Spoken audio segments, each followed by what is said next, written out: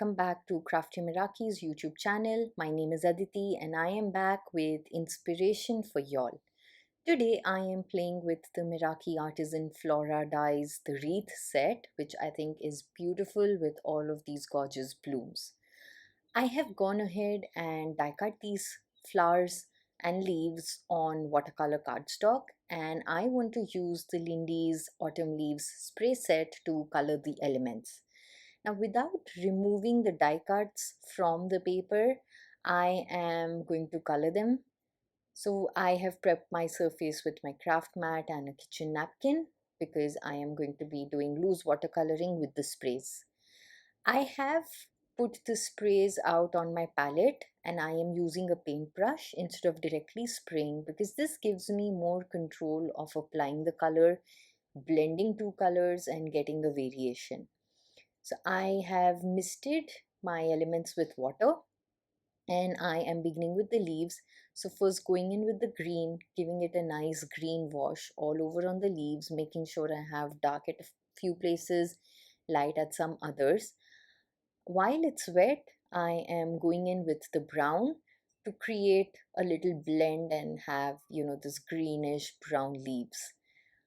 The card that I'm going for today with the autumn leaves set, the floral clusters are quite vibrant yet vintagey at the same time. That's the reason why I am adding touches of brown to my leaves. Now I repeat the same process 2 times. So once that's dry, I go back in with the green, I go back in with the brown, just making them more brighter and intense. That is what I love when I'm using sprays or magicals. I can add as little as I want or as more as I want to increase the intensity and vibrance of the color. Once I'm happy with the leaves, I go ahead and paint the rest of the elements, the flowers. So I'm bringing in that deep crimson on some of the flowers and the teal blue on few others. I'm using the orange for the flower centers and again green wherever I need for the flower centers. Again, it's the same process, laying out one layer of color, letting that dry, adding more color over it, and just stopping when I'm happy.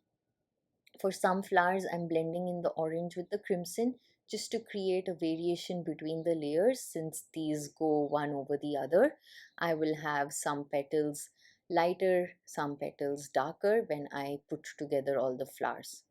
Now, while this is all still wet, I am going ahead and splattering white acrylic paint and gold acrylic paint because that will just give me nice splashes and splatter effect on all of these elements as they further dry.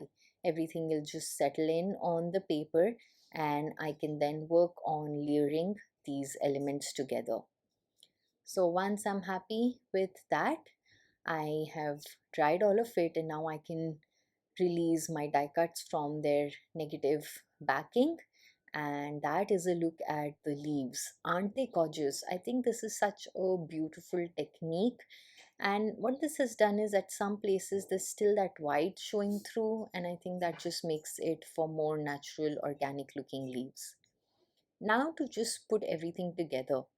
For a little dimension, I am using smaller pieces of foam tape between layers before I adhere them together.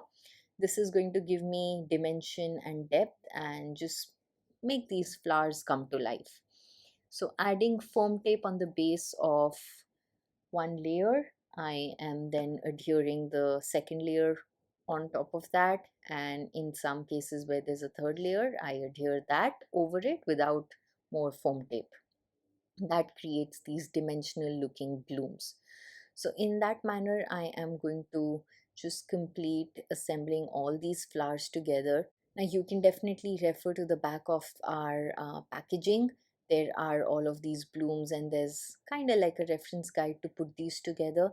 But I think these are so beautiful and stunning that you don't really need a particular guide. You can just wing it, like place one layer on top of the other. There is going to be no right or wrong way of doing it. At the end of it, I think they still make for stunning florals.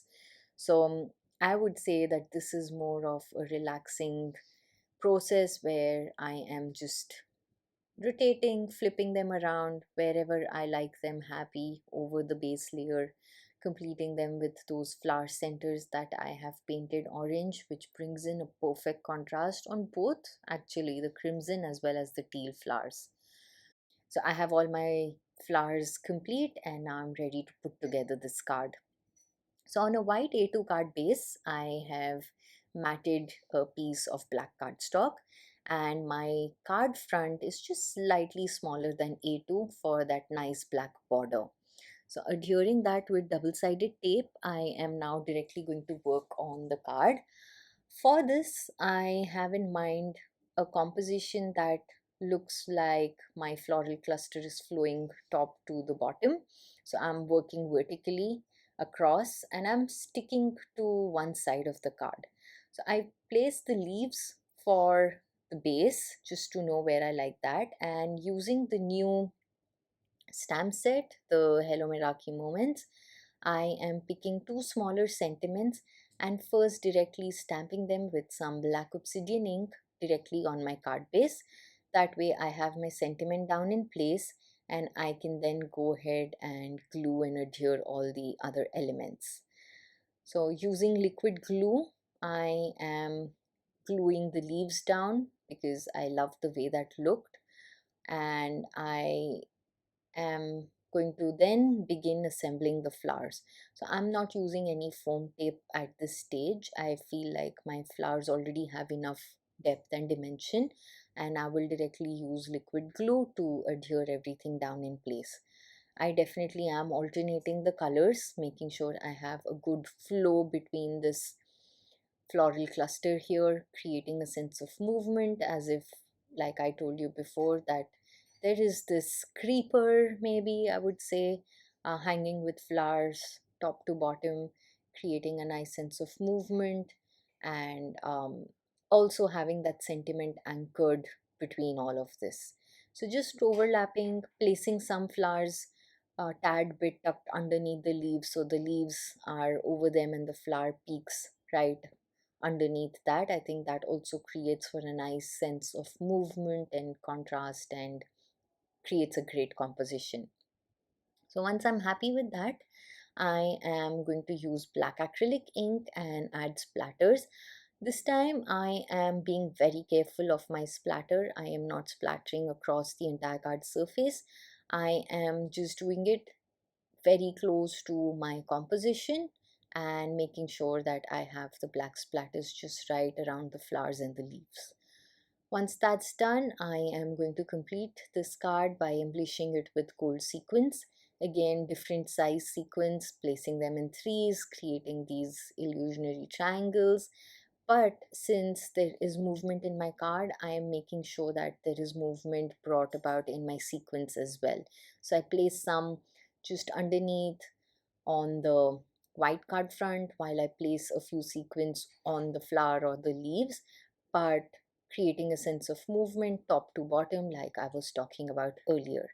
With that done, my card is complete and I really hope that you've enjoyed this process today.